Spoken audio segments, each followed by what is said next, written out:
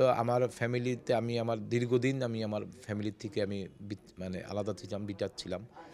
আমার বাবার সাথে দেখা হতো বাইরে, মায়ের সাথে বিভিন্ন বাইরে কোনো আত্মীয়স্বজনের অনুষ্ঠানে বা অন্য কোথাও।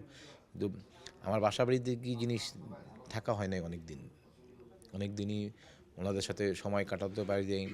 পরবর্তীতে যখন শেষের দিকে এসে আমার বাবাও মারা গেল, তো একটা তো আফসোস থেকেই যায় যে হয়তো পরিস্থিতি স্বাভাবিক থাকলে হয়তো আমাদের এরকম হতো না, বাবার সহচর্যা একটু বেশি করে পেতাম। তো এটা তারপরে একটা পর্যায়ে গিয়ে ওনার জানাজাটাও পর্যন্ত আমি পড়তে পারিনি। আমি আমার ঢাকার যে আমার আমার যে মহল্লা যেখানে আমার বাসা, সেখানে আমি আমার বাবার জানাজাটাও পড়তে পারিনি। আমার গ্রামের বাড়ি বরিশাল। পরে আমার গ্রামের বাড়িতে তখন আমার জন্য একটা আলাদা জানাজার ব্যবস্থা করা হয়েছে। ওইখানে আমি সহ আমার আত্মীয়স্বজনরা, আমার পাড়া প্রতিবেশীরা, তারা আমরা ওইখানে জানাজায় অংশগ্রহণ করে তারপরে ওনাকে দাফন করেছি।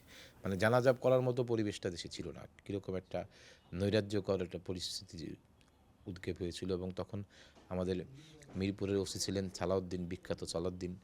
উনি হলিও অ্যাটিজমের ইয়েতে মারা গেছেন। তো মৃত মানুষ নিয়ে আর কথা বলা উচিত না, তারপরও মানে ইয়ের কথা বলতেই হয় যে ওনার নির্যাতনের শিকার হয় নাই আমাদের এই বৃহত্তর মিরপুরে এমন কোনো রাজনৈতিক কর্মী নাই যিনি সালাউদ্দিন সাহেবের যে অত্যাচার, পাশবিক যে নির্যাতনের শিকার না হয়েছেন এমন কোনো নেতাকর্মী আমার জানা মতে নাই।